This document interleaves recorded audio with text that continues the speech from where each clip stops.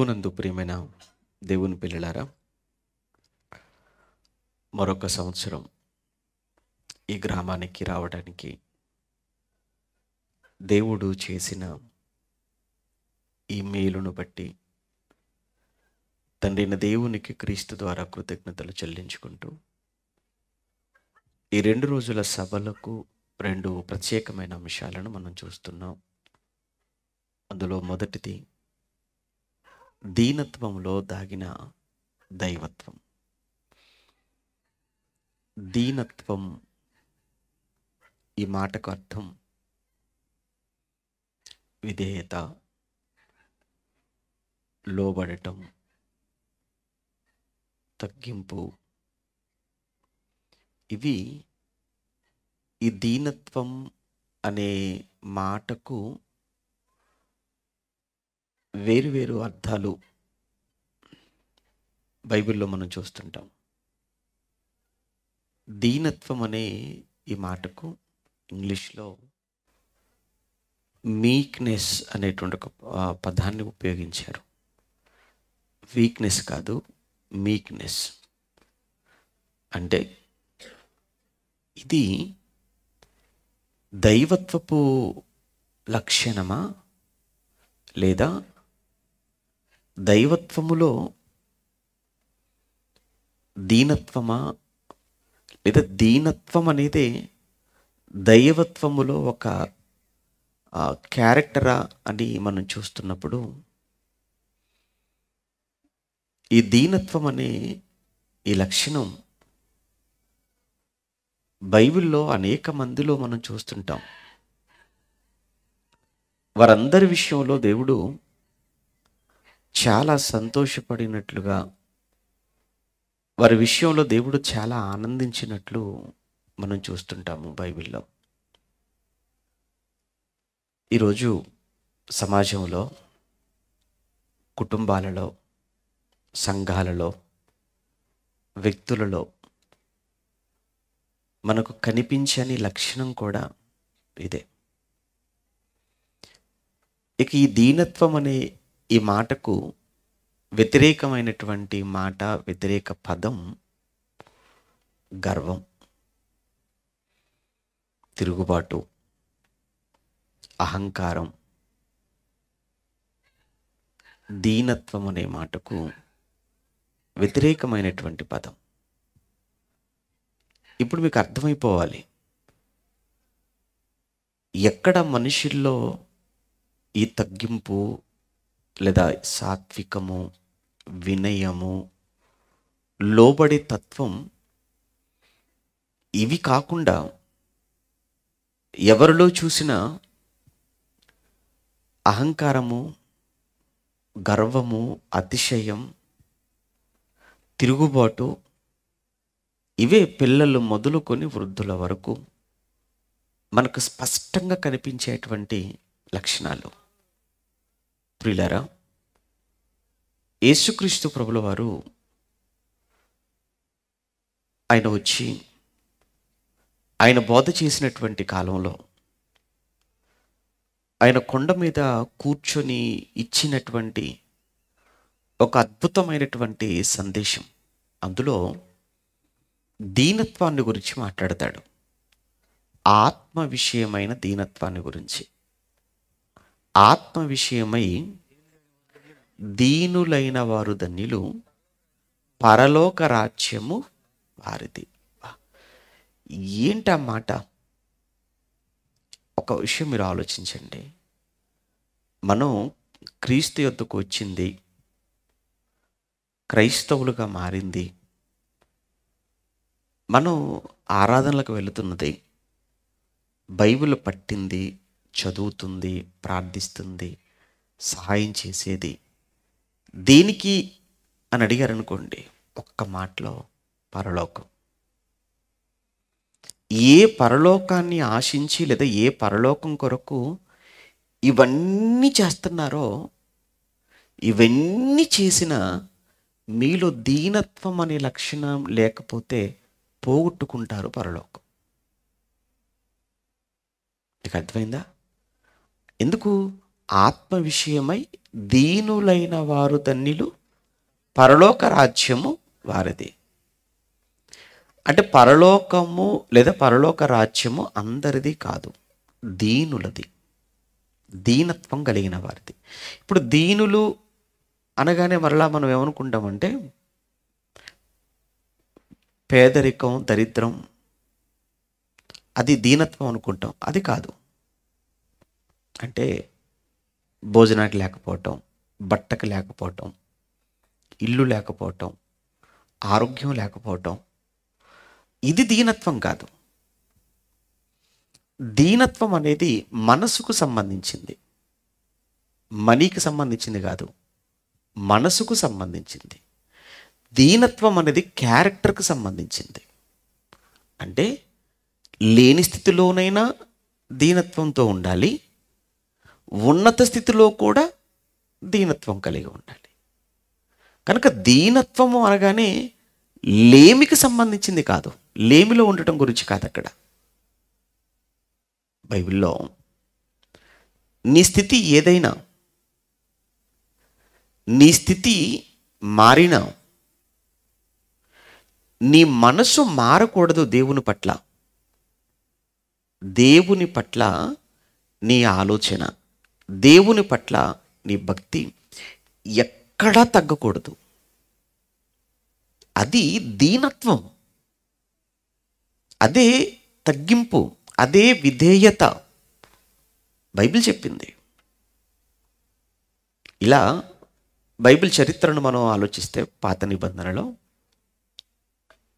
యోసేపు జీవితం ఒక మంచి పాఠం మనకు నేర్పుతుంది.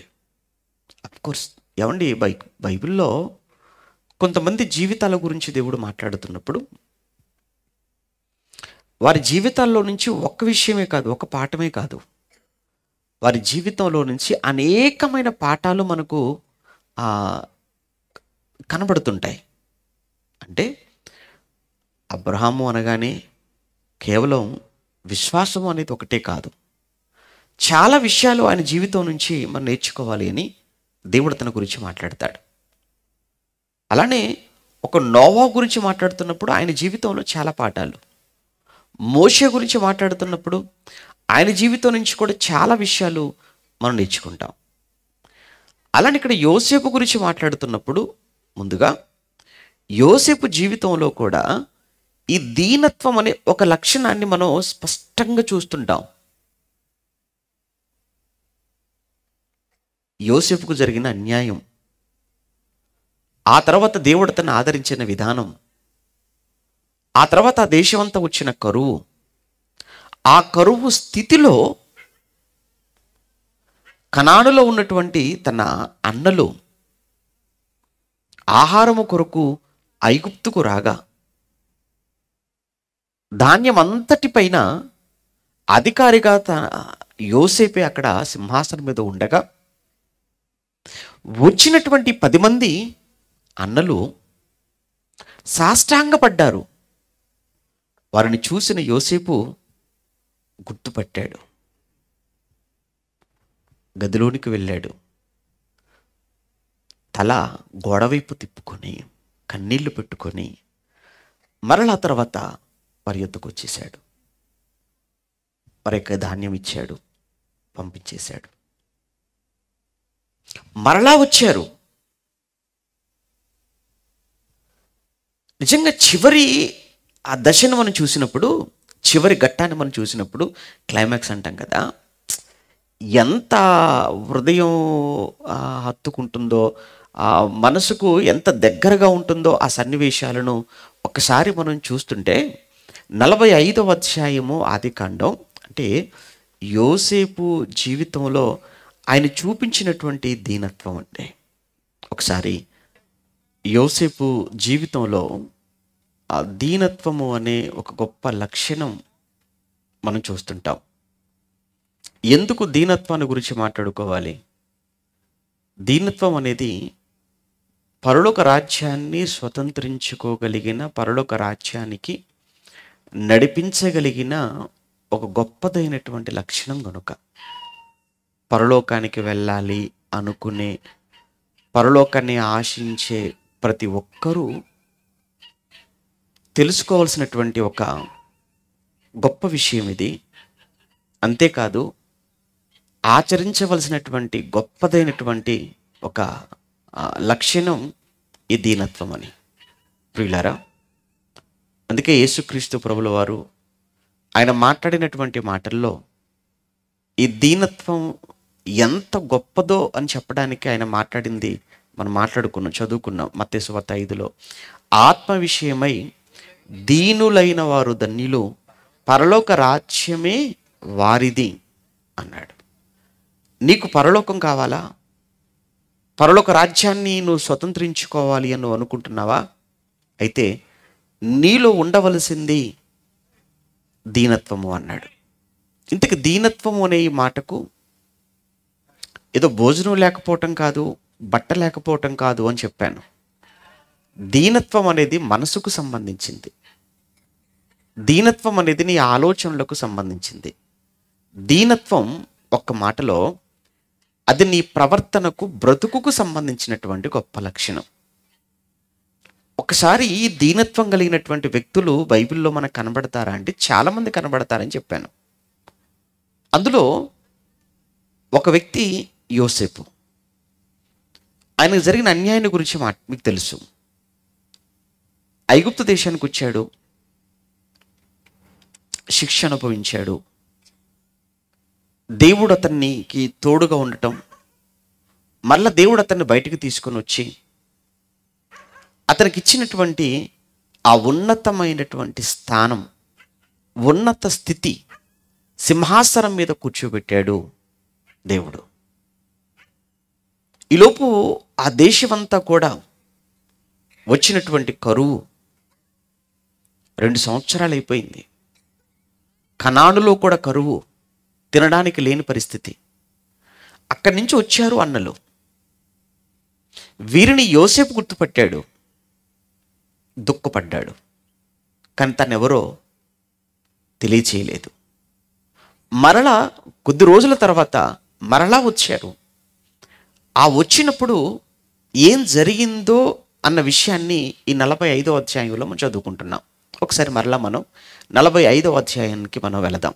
ఆదికాండం 45వ అధ్యాయం మొదటి నుంచి మనం చదువుతున్నప్పుడు, అప్పుడు యోసేపు తన యొద్ద నిలిచిన వారందరి ఎదుట తన్ను తాను అణుచుకొన జాలక నా యొద్ద నుండి ప్రతి మనుష్యుణ్ణి వెలుపలకి పంపివేయుడని బిగ్గరగా చెప్పెను.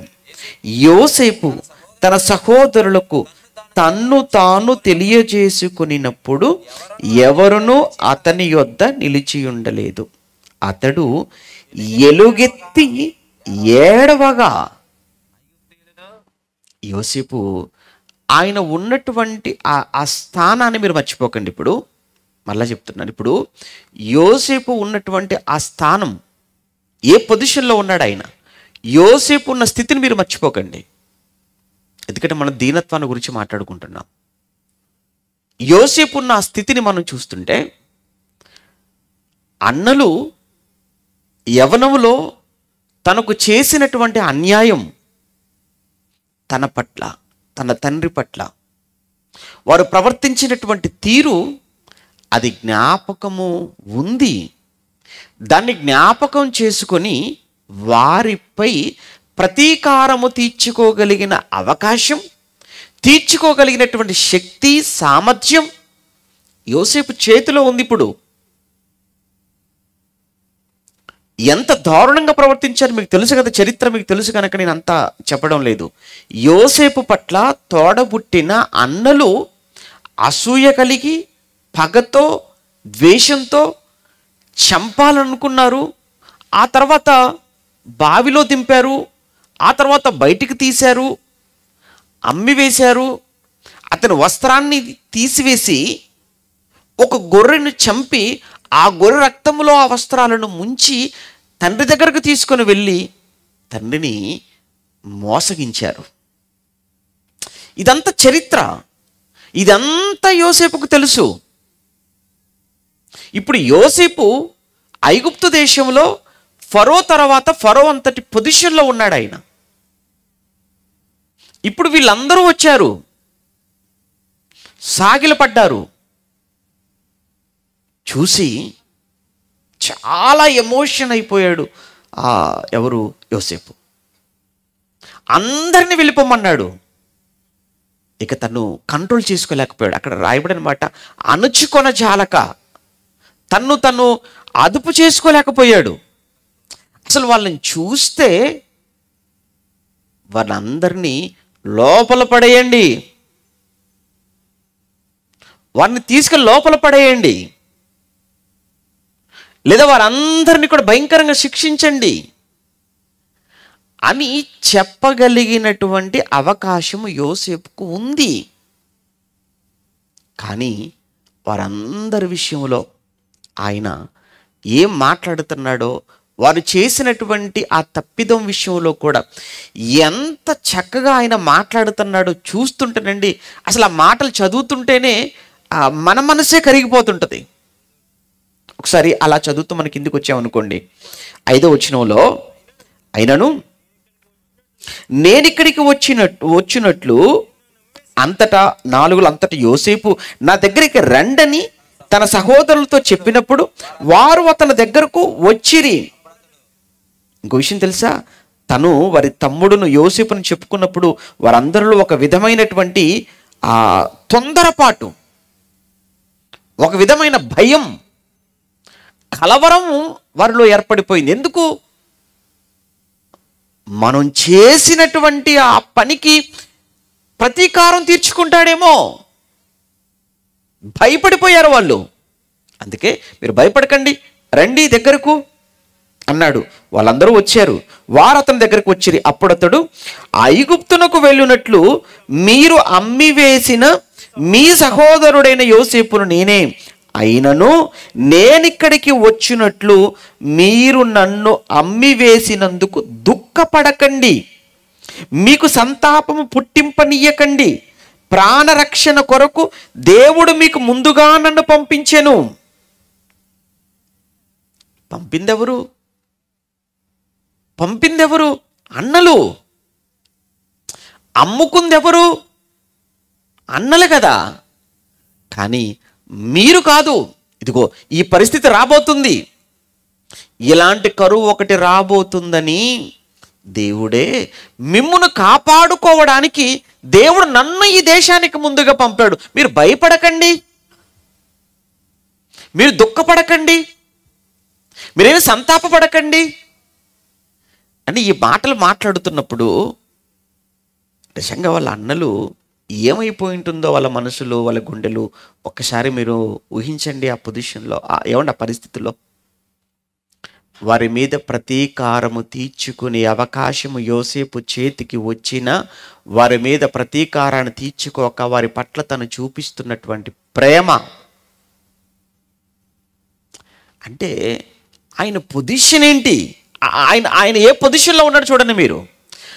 ఆ పొజిషన్లో ఉండి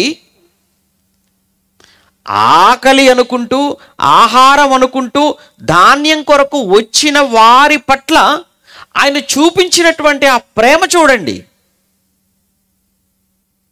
ఇది యోసేపులో మనకు కనిపించేటువంటి ఏమంటారు, తగ్గింపట్టే దీనత్వం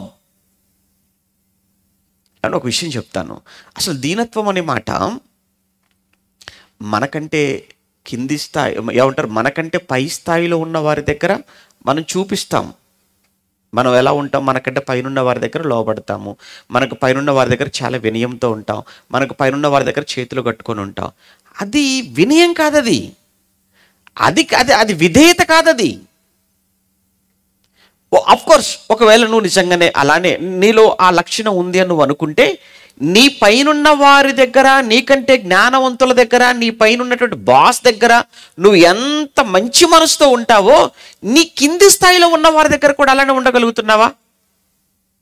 అలా నువ్వు ఉంటున్నావంటే అది నీలో ఉన్నటువంటి దీనత్వం.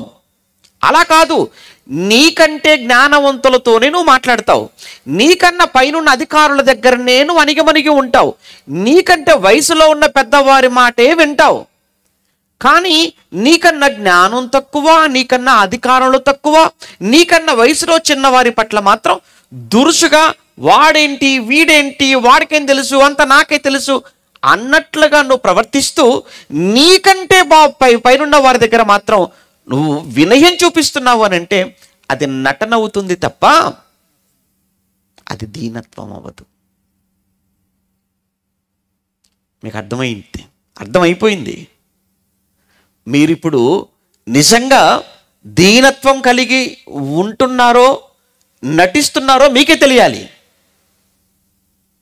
యోసేపు శక్తిహీనులండి, అన్నలు శక్తిహీనులు. వారు ఏమీ చేయలేరు, వారు యోసేపుని ఏమీ చేయలేరు.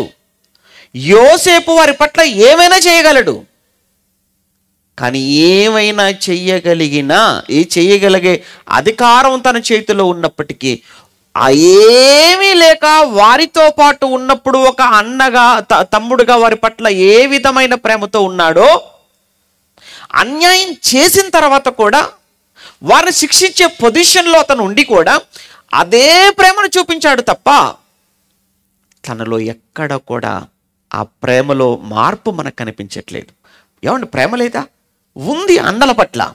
అన్నల పట్ల ప్రేమ ఉంది గనకనే కదా తండ్రి పిలిచి, నీ అన్నలు ఎక్కడున్నారో నాయన యోసేపు, నీ అన్నలు ఎక్కడున్నారు, వారు క్షేమంగా ఉన్నారో లేదో, వారు ఎన్ని రోజులైందో భోజనం చేసి నువ్వు వెళ్ళు అని ఏమంటే ఇచ్చినటువంటి ఆ భోజనము, ఆ రొట్టెలు అవన్నీ పట్టుకొని కాలినడకన వెళ్ళిపోతున్నాడు అన్నల కోసం. ఎప్పటికప్పుడు అన్నలను గుర్చిన సమాచారం, వాళ్ళు ఏం మాట్లాడుతున్నారు, వారు ఏం చేస్తున్నారు, వారు ఏం మాట్లాడుతున్నారు, ఏం చేస్తున్నారు, ఎప్పటికప్పుడు ఆ సమాచారం తండ్రికి చేరవేయటం వలన ఉద్దేశం ప్రేమ. నా అన్నలు దారి తప్పకూడదు, నా అన్నలు బాగుండాలి, నా అన్నలు నీతిగా ఉండాలి, యథార్థంగా ఉండాలి అని ఒకప్పుడు అన్నల పట్ల చూపించిన ప్రేమ అప్పటికి ఏమీ లేదు. యోసేపు ఒక అనామకుడుగా ఉన్నాడు, కానీ ఈరోజు చాలా గొప్ప పొజిషన్లో ఉన్నాడు. అప్పుడు ఏ విధమైన ప్రేమ అన్నల పట్ల ఉందో ఈరోజు తనకు అన్యాయం చేసి చేతికి చిక్కిన తర్వాత కూడా శిక్షించే అవకాశం ఉన్నప్పుడు కూడా అదే ప్రేమను చూపించాడు తప్ప ఇంక ఎక్కువ ప్రేమను చూపిస్తున్నాడు. మాటలు చెప్పాలంటే అంటే తనలో ఆ లక్షణం, తనలో ఉన్నటువంటి ఆ మంచి మనస్సు, ఆ తగ్గింపు, అదే యోసేపులో మనం చూస్తున్నటువంటి అధీనత్వం. అంటే ఇది మీరు అలా మనసులో పెట్టి దీని గురించి మీరు అలా ఆలోచిస్తుండండి. ఈలోపు ఇంకా కొంచెం మనం ముందుకు వచ్చేస్తే దావీదు జీవితం మనం చూస్తుంటాం. దావీదులో కూడా ఈ దీనత్వం చాలా ఎక్కువ అండి. ఎందుకంటే దావీదును దేవుడు ఊరకనే ఆయన కోసం నా ఇష్టానుసారుడైన మనుష్యుడు అని ఆయన గురించి మాట్లాడలేదు. దావీదు ప్రారంభం మీరు చూస్తే దావీదు ఏం చేస్తున్నాడు? బెత్లెహేము అనే ఒక చిన్ని గ్రామం అండి, చాలా చిన్ని ఊరు. ఆ ఊరిలో యెషయి అనేటువంటి ఒక ఆయన ఉన్నాడు. ఆయనకు పుట్టినటువంటి 8 మంది కుమారుల్లో చివరివాడు కనిష్ఠుడు దావీదు. పెద్దలందరూ అన్నలందరూ కూడా మిలిటరీలో ఉన్నారు, ఆర్మీలో ఉన్నారు. చిన్నవాడు గొర్రెలిచ్చి వెళ్ళు అరణ్యానికి అనగానే మారు మాట మాట్లాడకుండా తండ్రి చెప్పిన మాటను కాదనకుండా గొర్రెలను కాయడానికి అడవిలోకి వెళ్ళిపోయాడు. అడవిలోకి వెళ్ళినటువంటి దావీదు ఎంత నమ్మకంగా ఉన్నాడో ఆ గొర్రెల పట్ల మనకు తెలియంది కాదు. ఒక సింహం, ఎలుగుబంటి ఆ గొర్రెల మందలోనికి వచ్చి అవి నోట పట్టుకొని వెళుతుంటే వెనకపడి వాటిని పట్టుకుని వాటి నోటిలో నుంచి దాన్ని విడిపించి దానిని కొట్టి చంపేశాడు అని సౌలు దగ్గరికి వెళ్ళినప్పుడు మాట్లాడతాడు. మనకు తెలుసు ఆ సంగతి. అంటే ఎందుకు? నా తండ్రి నాకు అప్పగించిన గొర్రెలు కాపాడాలి, వాటిని కాపాడుకోవాలి. గొర్రెల పట్ల తనకు అంటే గొర్రెల విషయంలో ప్రాణాలకు తెగించి తను చూపించినటువంటి ఆ సాహసం, ఇది మీరు మనసులో పెట్టి తర్వాత మనం గొల్యాతు దగ్గరికి వచ్చేటప్పటికి గొల్యాతు విషయంలో అందరూ భయపడుతూ అందరూ గుడారంలోకి పరిమితమైపోయి సౌలు అంతఃపురంలోనే ఉండిపోయిన వేళ దావీదు అప్పటికి ఎంతండి దావీదు అంటే ఆయన వయసు ఎంతంటే లేతప్రాయం, మంచి యవ్వనంలో ఉన్నాడు. సౌలు ముందు నిలబడినప్పుడు నువ్వు బాలుడవు కదా అని మాట్లాడతాడు. ఏంటి, నువ్వు గొల్యాతుతో యుద్ధానికి వెళ్తావా? నువ్వు గొల్యాతుతో ఫైట్ చేస్తావా? ఆడు యుద్ధం తెలిసినవాడు, వాడి ఎత్తు, వాడి పర్సనాలిటీ, వాడి కవచాలు, వాడికి తెలిసిన యుద్ధ నైపుణ్యం, అసలు మహామహులు అనుకున్న వాళ్ళే, శతాధిపతులు, సహస్రాధిపతులు అందరూ నాతో పాటు అందరూ భయంతో వణికిపోతుంటే బాలుడవైన నువ్వు ఆడితో నువ్వు యుద్ధానికి వెళతావా? నువ్వు వాడిని కొట్టేస్తావా? అప్పుడు చెప్తాడు, నా గురించి మీకు తెలియదండి, నేను గొర్రెలు కాచుకుంటున్న సమయంలో ఎలుగుబంటి వచ్చింది, సింహం వచ్చింది, వాటి గడ్డం పట్టుకొని ఎలుగుబంటిని పరిగెత్తించి దాన్ని చంపేసి దాని నోట్లో నుంచి గొర్రె పిల్లలు తప్పించేశాను. సింహం దాని గడ్డం పట్టుకొని దాన్ని చంపేశాను. నా శక్తి అది. ఓకే వెళ్ళు. మొత్తానికి వెళ్ళాడు. గొల్లియాతుతో ఫైట్ చేసి ఏమండి గొల్లియాతును కొట్టేశాడు, చంపేశాడు, మనకు తెలుసు. ఆ తర్వాత దావీదు గురించి పాడిన పాట కూడా మనకు తెలియంది కాదు. ఇంకేముంది, ఎప్పుడైతే గొల్లియాతు చనిపోయాడు, ఈ ఫిలిస్తీన్లందరూ పారిపోయారన్న సంగతి తెలిసిపోయిందో యెరూషలేములో, అందరూ బయటకు వచ్చేసి యెరూషలేములో వీధుల్లోనికి వచ్చేసి వాళ్ళు పాట పాడుతూ దావీదుకు 10,000, సౌలుకు 1,000. ఒక్కసారిగా దావీదు హీరో అయిపోయాడు. మీకు తెలుసా, దావీదు ఒక్కసారిగా ఏమంటారు, సెలబ్రిటీ అయిపోయాడు. ఎక్కడ చూసినా, ఎవరి నోట విన్నా ఎవరి గురించి చర్చ? దావీదు గురించి మాట్లాడుతున్నారు. నిన్ననే అనుకుంటాను ఈరోజు న్యూస్ ఏంటి, వరల్డ్ చెస్ ఛాంపియన్ ఏమంటే చాలా చిన్న వయసులో మన తమిళనాడుకు చెందినటువంటి బాబు గోకేష్ 18 years వరల్డ్ చెస్ ఛాంపియన్ అయిపోయి చిన్న వయసులో. సామాన్యమైన విషయం కాదు కదండి, ప్రపంచ విజేతగా నిలిచున్నాడు అని అందరూ ఆ బాలుని అప్రిషియేట్ చేస్తున్నారు, అభినందిస్తున్నారు. ఏమండి అంత మావాడంటే మావాడని ఏదో ఫైట్ కూడా చేస్తున్నారు ఎట్లండి, అది వేరే విషయం. మొత్తానికి అయితే బాగుంది. అంటే చిన్న వయసులో అంత చర్చ, ప్రపంచవ్యాప్తంగా చర్చ. ఆ రోజు 6 మూల జానెడు ఎత్తున్నటువంటి ఆజానుబాహుడైన గొలియాతును ఒక చిన్నివాడు ఒక రాయితో నేల పడేశాడు, మట్టి కరిపించేశాడు, ముక్కలు ముక్కలుగా చేశాడు, ఆకాశ పక్షులకు ఆహారంగా వేశాడట. అబ్బబ్బబ్బబ్బబ్బా, ఏంటి ఆ ధైర్యం, ఎక్కడిది ఆ సాహసం, ఎలా చేయగలిగాడు? మీరు చూసింటే బాగుండేది ఆ ఫైటు అనుకుంటున్నారు అంతా. ఎవరింతకంటికో ఇతనే దావీదు. మొత్తానికైతే దావీదు, అందరి నోట దావీదు గురించిన మాట, ఎక్కడ చూసినా దావీదు గురించినటువంటి ఏమండి పాటలే. అంటే మొత్తానికి దావీదు ఒక్కసారిగా ఏమైపోయాడంటే హీరో అయిపోయాడు. ఇది మీరు మనసులో పెట్టుకోండి. ఇప్పుడు ఎలా ఉంటుందండి, దావీదుకు ఎంత గర్వం వచ్చేసేయాలి, దావీదుకి ఎంత గర్వం వచ్చేసేయాలి. సహజంగానండి మేము చూస్తుంటాం కదండి, మన వాళ్ళు ఎక్కడ ఎవరైనా ఒక మంచి ప్రసంగం చేశారనుకోండి, అంతే బా ఎరగదీసావు అంటే చాలండి, ఇంకంతే, ఇంకా పట్టుకోలేము మనం. అవునా, అలానా, అట్లనా, అంతే మరి, అంతే మరి మనం అనుకుంటే ఏమనుకుంటున్నావు మరి. ఇంకా నేను దీన్ని ఇంకో కోణంలో చెప్దాం అనుకున్నాను, కానీ నాకు టైం సరిపోలేదు. వీళ్ళ బిల్డప్ ఎలా ఉంటాయంటే ఇంకో కోణంలో చెప్దాం అనుకున్నాను. ఇంకోటి చెప్పనా, అసలు ఎవరు చెప్పని పాయింట్ చెప్పేసాను తెలుసా మీకు, వీళ్ళే చెప్పేసుకుంటారు. ఏమండి ఏవేవో మాట్లాడేస్తుంటారులేండి. ఇక్కడ దావీదు ఏంటి అసలు, ఎంత పేరు వచ్చేసిందండి ఆయనకు. కానీ విషయం ఏంటంటే, ఎంత పేరు వచ్చి ఎక్కడ చూసినా ఆయన గురించి మాట్లాడుతున్నా అతనిలో ఇసుమంతైన గర్వం లేదండి, లేదు, కనపడదు. ఎందుకంటేనండి నాకు ఎక్కడ నచ్చాడు అని అంటే, అంత అయిపోయిన తర్వాత సౌలు దావీదుని పిలిచాడు. ఇదంతా అయిపోయిన తర్వాత సౌలు దావీదుని పిలిచాడు. పిలిచి, దావీదు, నీకు నా కూతుర్ని ఇవ్వాలనుకుంటున్నాను, నా కూతుర్ను నీకు ఇవ్వాలనుకుంటున్నాను, నువ్వేమంటావు అన్నప్పుడు అక్కడ దావీదు పలికిన మాటలు చూస్తారా ఒక్కసారి. దావీదు ఒకసారి సమూయేలు మొదటి గ్రంథం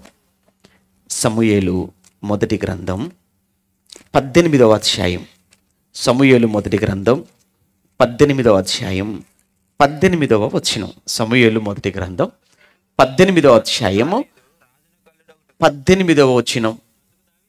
అందుకు దావీదు, నా కూతుర్నిస్తాను దావీదు నీకంటే, అందుకు దావీదు, రాజునకు అల్లుడునగుటకు నేను ఎంతటి వాడను. అదేంటి, రాజునకు అల్లుడునగుటకు నేను ఎంతటి వాడవేంటయ్యా, నువ్వు హీరో, ఛాంపియన్, నువ్వు ఇప్పుడు దేశం అంతా నీ గురించే మాట్లాడుతుంది, ఎక్కడ చూసినా నీ మీద చర్చలు పెడుతున్నారు. అలాంటి వ్యక్తి నాకు అల్లుడవటం నీకు ఉంది అర్హత? అది ఎవరు వద్దనుకుంటారు చెప్పండి? అబ్బా, రాజుగారట, రాజుగారు కూతురు, ఎవరైనా వద్దనుకుంటారు చెప్పండి? అదృష్టం అనుకుంటారు ఎవరైనా, అందరూ అదృష్టం అనుకుంటారు. కానీ ఆయన అంటున్నాడు, దావీదు గారు అంటున్నారు, అల్లుడునగుటకు నేను ఎంతటి వాడను. నా స్థితి, ఆ పదం చూడండి, నా స్థితి అయినను ఇశ్రాయేలులో నా తండ్రి కుటుంబమైనను ఏ పాటిది. అయ్యా, నాకు అర్హత ఉందా? నా ఫ్యామిలీ ఏంటి, నా బ్యాక్గ్రౌండ్ ఏంటి, నా పొజిషన్ ఏంటి, నేను ఏ పాటి వాడనయ్యా నీ ఇంటి కల్లుడు నగటానికి? అంటే దావీదు ఎంత గొప్ప పని చేశాడే. రాజు కంటే కూడా రేటింగ్లో, ఏమండి, రేటింగ్స్ ఇస్తే దావీదు నెంబర్ 1గా ఉన్న, రాజు కంటే మించిపోయాడు అందరిలో. రాజు కంటే కూడా టాప్ పొజిషన్లో ఉండి, రాజు కంటే గొప్ప స్థితిలో ఉండి ప్రజల్లో, అదే రాజు పిలిచి నా కూతుర్ని ఇస్తానయ్యా అంటే ఆయన మాట్లాడుతున్న మాట ఏంటంటే, అయ్యా, మీ ఇంటికి అల్లుడునయ్యేటువంటి యోగ్యత నాకుందా?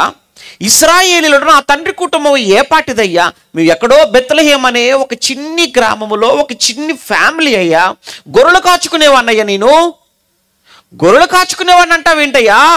ఏ ఆయుధం లేకుండగా ఆజానుభావుడైన 6 మూల జానుడు ఎత్తున్న ఫిలిస్తీన్ల తరపున నిలబడిన ఆ గొలియాతును చిన్ని రాయితోను మట్టి కరిపించి ఇశ్రాయేలీలకు గొప్ప విజయాన్ని ఇచ్చావే. ఇశ్రాయేలంతా తల ఎత్తుకున్నట్టుగా చేశావే. చుట్టూ ఉన్న దేశాలంతా భయపడిపోతున్నారే. ఫిలిస్తీన్లు నీ గురించే కలవరిస్తున్నారు తెలుసా. ఫిలిస్తీన్లకు నిద్ర లేదు. అలాంటి నువ్వు, నేను ఏ పాటి వాడనో నువ్వు మాట్లాడుతున్నావు అని అంటే అసలు నీ ఏమనాలి? నేను ఏ పాటి వాడనో నువ్వు మాట్లాడుతున్నావు అని అంటే ఏంటయ్యా దావీదు, నీలో ఉన్నటువంటి ఆ తగ్గింపు, నీలో ఉన్న ఆ దీనత్వం, ఎంతెత్తుకు ఎదిగాడు, ఎంతెత్తుకు ఎదిగినా ఎంతగా ఒదిగి మాట్లాడుతున్నాడు అన్నది ఆలోచించాలి. ఇక్కడ ఎదిగాడు, ఒదిగి మాట్లాడుతున్నాడు, ఎదిగాడు, కానీ గర్వాన్ని తన మనసులోనికి రానివ్వలేదు.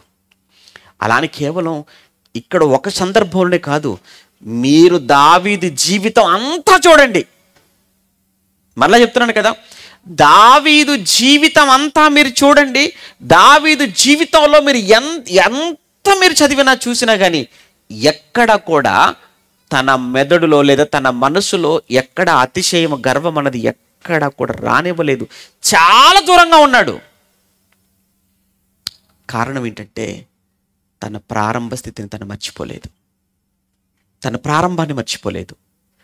ఎప్పుడు కూడానండి మన ప్రారంభాన్ని మనం ఎప్పుడు మర్చిపోకూడదండి. మన ప్రారంభాన్ని మనం మర్చిపోయిన రోజునే మనలో అహంకారం అన్నది, గర్వం అన్నది ఆరంభం అవుతుంది అని అంటారండి పెద్దలు. నిజమే. నువ్వు ఎక్కడి నుంచి వచ్చావు? నువ్వు ఎక్కడి నుంచి వచ్చావు? ఏ స్థితిలో నుంచి వచ్చావు? ఎక్కడి నుంచి వచ్చావో, ఏ స్థితిలో నుంచి వచ్చావో, ఎక్కడున్న నిన్ను, ఏ స్థితిలో ఉన్న నిన్ను దేవుడు ఈరోజు తీసుకొని వచ్చి ఎక్కడ కూర్చోబెట్టాడో, ఎక్కడ నిలబెట్టాడో, ఎంత మందికి నేను నాయకుడిగా చేశాడో మర్చిపోతున్నావా? నీ జీవితంలో ప్రతి ఘనతకు కారణము, ప్రతి స్థితికి, ఉన్నత స్థితికి దేవుడే కారణమని దేవుణ్ణి నువ్వు ముందు పెడుతున్నావంటే నీలో దీనత్వం ఉందని అర్థం. అంతే తప్ప ఇది నా గొప్పతనం, నా ఘనత, నా చదువు, నా తెలివి, నా జ్ఞానము అని నువ్వు అనుకుంటున్నావంటే అది నీ అహంకారం అని అర్థం. ఈరోజు నువ్వు ఉన్నటువంటి ఈ స్థితికి కారణం దేవుడు అని నువ్వు ఆయన ముందు పెడుతున్నావా? ఆయనకే నువ్వు ఘనతను నువ్వు తీసుకొని వస్తున్నావు అని అంటే, ఆయనే కారణం అని నువ్వు అంటున్నావు అంటే అది నీలో ఉన్న తగ్గింపు, నీలో ఉన్న దీనత్వం. దావీదు అదే చేశాడు. ఇక దావీదులో ఇంకా ఎన్ని చక్కటి ఏమంటే ఈ దీనత్వం అనేది ఎన్ని దశల్లో మనం చూస్తుంటామంటే, ఎన్ని సందర్భాల్లో మనకు కనబడుతుందో కేవలం ఇక్కడ మాత్రమే కాదు. ఆ తర్వాత సౌలు దావీదు మీద కన్నెర్ర చేయటం, అసూయపడటం, సౌలు దావీదును చంపాలనుకోవటం, దావీదు పారిపోతూ ఉండటం. ఒకానొక సమయంలో రెండు సందర్భాలలో మనం చూస్తుంటాం. సుమారు 2 సందర్భాలలో సౌలు దావీదు చేతికి దొరికిపోయాడు. దావీదును చంపాలనుకొని వెళుతున్నటువంటి సౌలు తన సైన్యంతో 2 సందర్భాలలో దావీదు చేతికే సౌలు దొరికిపోయాడు. మీరు కానీ 22వ అధ్యాయం, ఇదే సమూయేలు మొదటి గ్రంథం, మీరు 22వ అధ్యాయం కానీ అదే సమూయేలు మొదటి గ్రంథం 26వ అధ్యాయాన్ని కానీ ఈ 2 అధ్యాయాలను మీరు చదువుతున్నప్పుడు అందులో ముందుగా 22వ అధ్యాయాన్ని మీరు చదివితే సౌలు తనకు తెలియకుండానే దావీదు అతని వస్త్రపు చెంగును కత్తిరించేశాడు.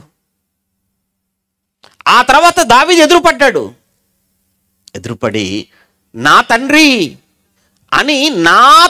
అని మాట్లాడతాడు.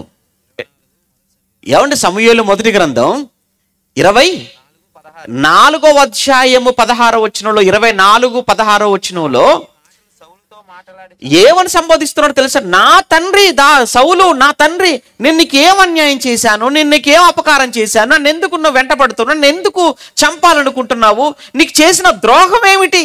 కొంతమంది ఉంటారండి, కారణాలు ఏమి ఉండవండి, మనసులో పగ పెట్టేసుకుంటారు. కారణాలు ఏమి ఉండవండి, ఏమండి ఇతన్ని చెడు చేయాలి, కారణాలు ఏమి ఉండవండి.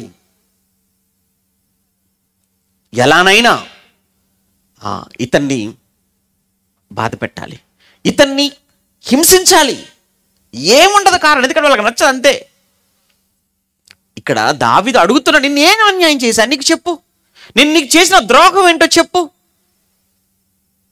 ఇదిగో నువ్వు నా చేతికి చిక్కావు తెలుసా, ఈ సమయంలో నీవు నా చేతికి దొరికావు, రుజువు కావాలా? ఇదిగో ఇది నీ వస్త్రపు చెంగే, కత్తిరించేశాను. నీకు తెలియకుండా నువ్వు నీ వస్త్రపు చెంగును కత్తిరించినటువంటి నేను నీకు తెలియకుండా నీ ప్రాణం తీయటం పెద్ద పనా? కానీ నీవు దేవుని చేత అభిషేకం ఏ పాటి వాణిని తరుముచున్నా. నేను అంటే దావీదు తన గురించి మాట్లాడతాడు. ఆ మాట చూడ మంచి మాట. నేను ఏ పాటి వాడనయ్యా, నువ్వు తరుముతున్నది ఏ పాటి వాడనో తెలుసా? నేను చచ్చిన కుక్కను కదా, మిన్నల్లిని కదా, నేను చచ్చిన కుక్కను, బతికున్న కుక్కలతో పోల్చుకోవట్లేదు. దావీదు తనను తాను బ్రతికిన కుక్క, చచ్చిపోయిన కుక్కనయ్యా నేను. అక్కడనేమో నీ అల్లుడు నగుటకు నాకు అర్హత ఉందా, నేను ఏ పాటి వాడను అని మాట్లాడిన దావీదు ఇక్కడికి వచ్చేటప్పటికి నేను చచ్చిన కుక్కను కదా, నువ్వు తరుముతున్నది ఎవరినయ్యా? చచ్చిన కుక్క వంటి వాడిన దావీదునా నువ్వు తరుముతున్నావు. ఏమంటే ఒక్క విషయం మీరు ఆలోచించండి, దావీదు సమర్థుడు కాదా? దావీదుకి సామర్థ్యం లేదా? దావీదుకి శక్తి లేదా? దావీదు పక్కన ఉన్నారే చూసారా, వారు సామాన్యులు కాదండి. అభిషేక్ కానీ ఎవరు మేనల్లుళ్ళు, వాళ్ళు యోవాషు కానీ, వాళ్ళని వదిలిపెడితే చాలండి, తల తీసుకొని వచ్చేస్తారు. అలాంటి వారు వీరులు, ఆయనతో పాటు ఉన్నవారు. దావీదు వెళ్ళాల్సిన పని లేదు, కానీ వారిని కూడా సైలెంట్ చేసేసాడు దావీదు. వద్దు ప్రియులారా, గొలియాతుకి ఎదురెళ్ళిన వాడండి, ఒక్కడిగా వెళ్ళిన వాడండి. వాడిని నేలన పడేసిన వాడంటే దావీదు. అలాంటిది సౌలు ఏమాత్రం అయినా కానీ అంత గొప్ప యుద్ధంలో అంత గొప్ప విజయాన్ని ఇచ్చి అటువైపు ఫిలిస్తీన్లు ఎవరూ కూడా ఇశ్రాయేలు దేశం వైపు కన్నెత్తి చూడటానికి కూడా భయపడుతున్నటువంటి పరిస్థితుల్లో దావీదు సౌలుతో మాట్లాడుతున్న మాట ఏంటంటే, నేను చచ్చిన కుక్క వంటి వాడినయ్యా, నువ్వు ఎవరినయ్యా నువ్వు తరుముతున్నావు, నా తండ్రి అని మాట్లాడుతూ ఆ కిందికి వెళ్ళేటప్పటికండి సౌలు ఏడ్చేశాడని మనం చదువుకుంటాం. కిందికి వెళ్ళేటప్పటికి దావీదుతో సౌలు మాట్లాడుతూ, దావీదు దావీదు దావీదా నాయనా, నువ్వేనా మాట్లాడుతున్నావు, తండ్రి అని నువ్వేనా పిలిచావు, నేను నీకు అపకారం చేశాను, నువ్వు నాకే ఉపకారం చేయాలని చూస్తున్నావు, నువ్వు నిజంగా నాకంటే కూడా చాలా బుద్ధిమంతుడు, వయసులో చిన్నవాడు అయినా కానీ నాకంటే కూడా నువ్వు చాలా నీతిపరుడవు. ఎంత మంచి మాటలు కదండి. అంటే దావీదు సౌలును చంపగలిగి కూడా, ఇక్కడ విషయం చంపగలిగి వదిలేస్తున్నాడంటే అదండి. చంపగలిగి కూడా తనను వదిలేశాడు అని అంటే అక్కడ కనిపించిందండి అతనిలో దీనత్వం.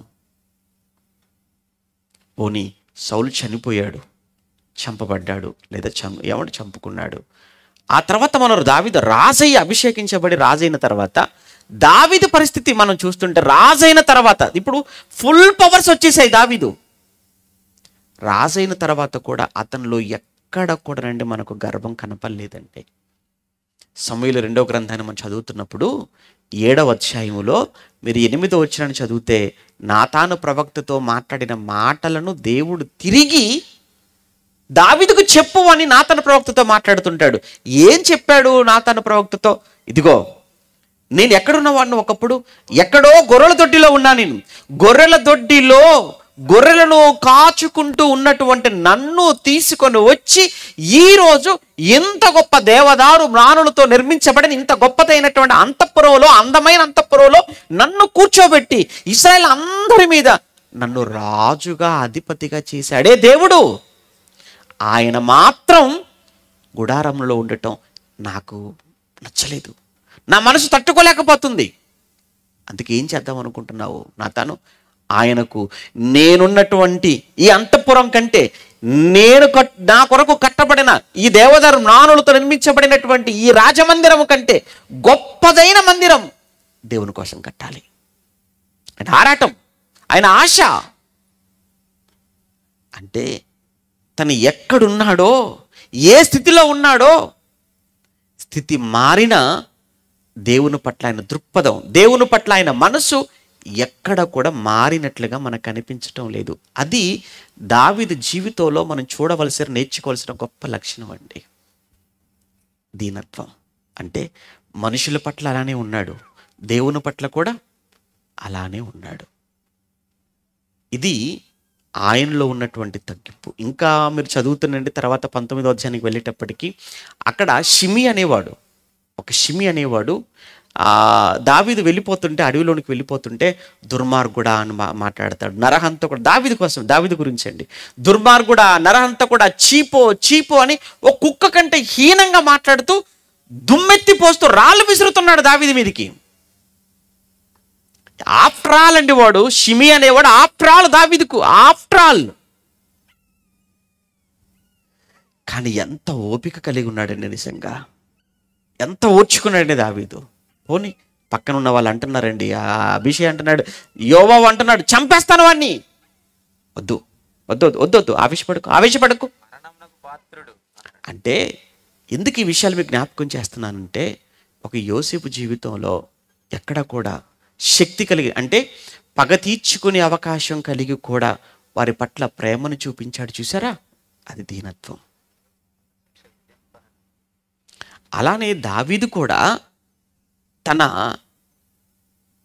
సౌలు విషయంలో, రాజు విషయంలో చంపే అవకాశం వచ్చినా, ఎంత అన్యాయం చేసినా, ఎంత ద్రోహం చేసినా, తనను చంపడానికే తను వెతుకుతున్నా, తనే ఒకరోజు తన చేతికి చిక్కిన వదిలేశాడు. చూసారా, క్షమాభిక్ష పెట్టేసి. నిజంగా ఆయనలో మనం చూసినటువంటి గొప్ప దీనత్వం కాదా అది? అలానే షిమి అనేవాడిని, ఆడిని చంపే అవకాశం,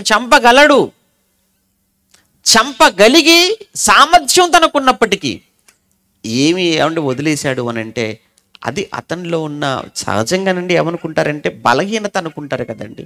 మనం వాళ్ళు అంటుంటే మనం పడుతున్నాం అనుకోండి, వాళ్ళు అంటున్న కొద్దీ మనం పడుతున్నాం అనుకోండి, చూసే వాళ్ళకి కానీ అవతల వాళ్ళకి కానీ బలహీనత అనుకుంటారు. బలహీనత కాదండి, బలవంతులం. మాటకు మాట అనేవాడు బలవంతుడు కాదు, బలహీనుడు. కీడు చేసిన వాడు కీడు చేయాలనుకోవటం అది బలహీనత. అది నువ్వు బలవంతుడవని ఎప్పుడు తెలుస్తుందో తెలుసా? ఎన్ని మాటలు అంటున్నా నువ్వు తలదించుకొని మౌనంగా నువ్వు నోరు కట్టుకొని ఉంటున్నావు, చూసావా? బా, అది వీరత్వం అంటే, అది బలం అంటే, బలవంతుడు అంటే. మాట అనకముందే నువ్వు మాట అనకముందే నువ్వు కోపపడిపోయి మాట అనేటప్పటికీ నువ్వు 10 మాటలు అనేసి తేల్చేసుకోవాలి, ఏదో ఒకటి తేలిపోవాలని నువ్వు ఆవేశపడుతున్నావు అని అంటే నువ్వు బలహీనుడు అని అర్థం. యోసేపు బలవంతుడు, దీనుడు. అదే సమయంలో దావీదు కూడా దీనుడు. అనగలడు, అనలేదు, చేయగలడు, చేయలేదు. అలానే అదే దావీదు యొక్క అదే దావీదు వంశం, దావీదుకు కుమారుడుగా ఏమండి వచ్చినటువంటి యేసుక్రీస్తు ప్రభుల వారు. ఆయన కూడా చూడండి ఎంత దీనత్వం కదా యేసుక్రీస్తు జీవితంలో. ఆయన జీవితం అంతా ఎంత విధేయత చూపించాడో, ఎంతగా తగ్గి బతికాడో, ఎంతగా లోబడ్డాడో.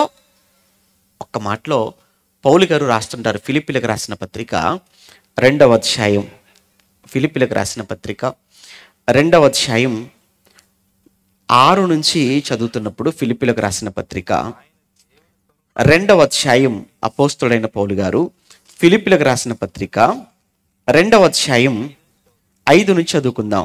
క్రీస్తు యేసునకు కలిగిన ఈ మనస్సును మీరును కలిగి ఉండండి అన్నాడు. ఎవరికి చెప్తున్నాడండి? ఫిలిప్పీ సంగమా, యేసుక్రీస్తును నమ్ముకోవటం కాదు, యేసుక్రీస్తును ధరించుకోవటం కాదు. మనం ఏమంటున్నామంటేనండి, యేసును ధరించుకున్నామండి. బాప్తిస్మం అంటే అర్థం ఏంటి? యేసును ధరించుకున్నామండి అండ్ ఒక మాట చెప్తానండి.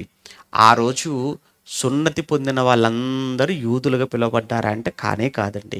పౌలుగా చెప్తారు, సున్నతి పొందినంత మాత్రాన యూదుడు కాదు, హృదయమందు సున్నతి పొందినవాడు మాత్రమే యూదుడవుతాడు. అలానే బాప్తిస్మం పొందిన వారందరూ క్రైస్తవులు కారు. మరి ఎవరయ్యా క్రైస్తవులు అని అంటే, ఇదిగో క్రీస్తు యొక్క గుణగణాలు, క్రీస్తు యొక్క క్యారెక్టర్. అంటే నీ మనసు మారాలి, నీ హృదయం మారలేదు. విషయం ఏంటంటే బాప్తిస్మం తీసుకున్నావు కానీ నీ హృదయం మారలేదే, నీ మనసు మారలేదే. నీ మనసు మారకుండా నువ్వు కేవలం బాప్తిస్మం తీసుకుంటే నువ్వు ఎట్లా క్రైస్తవుడు అవుతావు? అక్కడ కూడా కేవలం సున్నతి, బాహ్య సంబంధమైన సున్నతి కనబడుతుంది తప్ప హృదయం మారలేదు యూదుడుగా. ఇక్కడ కూడా బాహ్య సంబంధమైన బాప్తిస్మం జరిగిందే తప్ప నీ మనసు మారలేదు. అప్పుడు వాడు ఎలా యూదుడు కాడో ఇప్పుడు నువ్వు కూడా క్రైస్తవుడివి కాదు అన్నది రోమపత్రిక, చెప్పడమే రోమపత్రిక. ఇది మీకు అర్థమైతే నిజంగా నువ్వు బాప్తిస్మం, నిజంగా మారు మనసు పొందిన వాడవైతే, క్రీస్తును ధరించుకున్న వాడవైతే, క్రీస్తును ధరించుకోవడం అనే మాటకు అర్థం ఏంటి? క్రీస్తును ధరించుకోవడం అండి అని చెప్తుంటారు. క్రీస్తును ధరించుకున్నాను, క్రీస్తు ధరించుకున్నాను. ఏంటి ధరించుకోవడం అంటే? క్రీస్తును ధరించుకోవడం అనే మాటకు అర్థం ఏమనుకున్నారు మీరు? క్రీస్తును ధరించుకోవడం అంటే క్రీస్తు యొక్క క్యారెక్టర్ను ధరించుకోవడం అని అర్థం. క్రీస్తులో ఉన్న గుణగణాలను ధరించుకోవడం. మరి క్రీస్తులో ఉన్న క్యారెక్టర్ ఏంటి? ఆ క్రీస్తులో ఉన్నటువంటి క్యారెక్టర్లో ఒకటి దీనత్వం. ఈ విషయాన్ని పౌలు గారు ముందు కొలసీలకు రాస్తాడు. ఒకసారి ఆ మాట చదువుకొని ఇక్కడికి వద్దాం.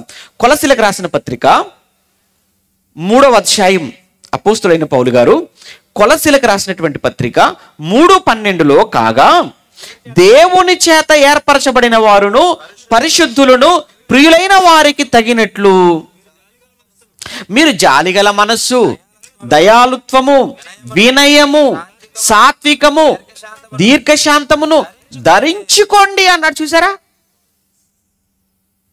క్రీస్తును ధరించుకున్నాను అంటున్నా బాప్తిస్మోలో. క్రీస్తు ధరించుకోవటం అంటే, క్రీస్తు ధరించుకోవటం ఎవరు? క్రీస్తు ధరించుకోవటం అంటే ఆ మాట అసలు అర్థం ఏంటి? ఏదో అనేస్తున్నాం కానీ ఆ మాటకి ఏమైనా మీనింగ్ తెలుసా? క్రీస్తును ధరించుకోవడం అనే మాటలో ఉన్న అర్థం ఏంటంటే క్రీస్తులో ఉన్నటువంటి ఆ లక్షణాలను ధరించుకోవటం. ఇప్పుడు నువ్వు అవి నీలో ఉన్నాయనుకో, నువ్వు ధరించుకున్నావు అనుకో, అవే కదా కనబడతాయి నీలో. విషయం ఏంటంటే నువ్వు చెప్పుకుంటున్నావు నేను క్రీస్తు ధరించుకున్నా, నువ్వు చెప్పుకోవాల్సిన పని లేదు. నీలో క్రీస్తులో ఉన్న ఒక్క క్యారెక్టర్ నీలో లేనప్పుడు నువ్వు చెప్పుకుంటే ఏమవుతుంది? నేను క్రైస్తవును చెప్పుకోవటం వల్ల వచ్చే ప్రయోజనం ఏమీ లేదు. మరలా చెప్తున్నాను, క్రీస్తు యొక్క క్యారెక్టర్ నీలో లేనంత వరకు, క్రీస్తులో ఉన్న గుణగణాలు, క్రీస్తులో ఉన్న లక్షణాలు నీలో కనబడనంత వరకు నేను క్రైస్తవునండి, క్రీస్తు ధరించుకున్నానండి, 5 ఏళ్ళు అయిందండి, 10 ఏళ్ళు అయిందండి, 20 ఏళ్ళు అయిందండి, 30 ఏళ్ళు అయిందండి, పుట్టుకుతోనేనండి నువ్వెన్ని చెప్పుకున్నా నిష్ప్రయోజనం. నువ్వు చెప్పుకోవాల్సిన పని లేదు, నువ్వు చూస్తే తెలిసిపోతుంది. నీ ఏమంటారు, నువ్వు మెడలో వేసుకున్న సిలువను బట్టో, నీ చేతిలో ఉన్న బైబిల్ను బట్టో, లేదా నువ్వు వేసుకున్నటువంటి బట్టలను బట్టో నువ్వు క్రైస్తవుడిగా ఐడెంటిఫై అవ్వటం కాదు. నీ క్యారెక్టర్ను బట్టి నువ్వు క్రైస్తవుడిగా నువ్వు పిలువబడాలి సమాజంలో. క్రీస్తులో ఉన్న లక్షణాలు నీలో కనపడ్డాయనుకో, సమాజానికి అర్థమైపోద్ది, ఏమండి క్రైస్తవులా? ఎందుకు? ఆ తగ్గింపు ఏంటండి, ఆ సాత్వికం ఏంటండి, ఆ ప్రేమ ఏంటండి, ఆ విధేయత ఏంటండి మీలో? ఇవి ఎక్కడివి? ఇవన్నీ ఒకప్పుడు యేసులో ఉన్నవి. ఆ యేసు నమ్మానండి, నేను ఆ యేసును ధరించుకున్నానండి, అందుకే నేను కూడా అలా అయిపోయానండి. ఇది మాటలు కాదు, పై రూపం కాదు, ఇది నుంచి రావాల్సిన పరివర్తన. అందుకే తర్వాత మాటలు చెప్తాడు, ఎవడైనా తనకు హాని చేసినని ఒకడు అనుకునేలా ఒకరినొకడు సహించుచు, ఎవరైనా హాని చేశారనుకున్నప్పుడు సహించుచు ఒకరినొకడు క్షమించుడి, ప్రభు మిమ్మల్ని క్షమించినలాగున మీరు క్షమించుడి, వీటన్నిటిపైన పరిపూర్ణతకు సంబంధమైన ప్రేమను, అది ప్రేమ అనేది ఫైనల్గా ఉన్నటువంటి వస్త్రం అన్నమాట. మీకు అర్థమైందా? ధరించుకోండి అంటే మీకు అర్థం, ఒక వస్త్రం అనుకోండి. ముందు చెప్పిన జాలి గల మనసు ఒక వస్త్రం, దయాలుత్వం అనే ఒక వస్త్రం, వినయం అంటే ఇదే దీనత్వం, ఇది ఒక వస్త్రం. ఏమండి ఆ తర్వాత కనికర సాత్వికం అనే వస్త్రం, దీర్ఘశాంతం అనే వస్త్రం. ఈ వస్త్రాలన్నీ ఒక్కొక్కటి. వీటన్నిటి మీద ధరించుకోవాల్సిన వస్త్రం ఏంటట? ప్రేమ. ఎన్నున్నాయి వీటిలో? ఎన్ని వస్త్రాలు ఉంటాయి? మీ ఇంట్లోకి వచ్చారనుకోండి, బీరువా ఓపెన్ చేయగానే అన్నీ పడిపోతుంటాయి. ఎందుకు? అన్ని ఉన్నాయి లోపల వస్త్రాలు. ఆ బీరువాలో బోల్డన్ని ఉన్నాయి, సెల్ఫుల్లో బోల్డన్ని ఉన్నాయి. అవి కాదు, ఇవన్నీ ఉన్నాయని అడుగుతున్నా నేను. జాలి కలిగిన వస్త్రం మీలో ఎంతమందికి ఉంది? అబ్బే ఇవి మాకు తెలియదండి అసలు. ఏం చేశారు? దాన్ని వదిలేశారా? తర్వాత దయాలుత్వం అనే ఆ వస్త్రం, వినయం అనే వస్త్రం, సాత్వికం అనే వస్త్రం, దీర్ఘశాంతం అనే వస్త్రం ఎక్కడుంది? ప్రేమ అనే, వీటన్నిటి మీద ప్రేమ అనే వస్త్రం అన్నమాట ఎక్కడుంది? ఎవరిలో ఉంది? ఇవన్నీ నిజంగా యేసు ప్రభులో ఉన్నాయా? ఆయనలో ఉన్నాయండి. అందుకే మత్తయి సువార్త 11:29 కదా ఏమంటాడు? నేను సాత్వికుడను దీన మనస్సు గలవాడను అన్నాడు. నిజంగా ఆయన దీన మనసు ఉందండి ఆయనలో? ఆయన నిజంగా దీన మనసు కలిగిన వాడా? ఆయనలో దీనత్వం ఉందా? లేదని ఎవరిని చెప్పగలరు? దీనత్వము అనే మాటకు అర్థమే యేసు. యేసు అంటేనే దీనత్వం. ఏంటయ్యా దీనత్వం? నీ దీనత్వం.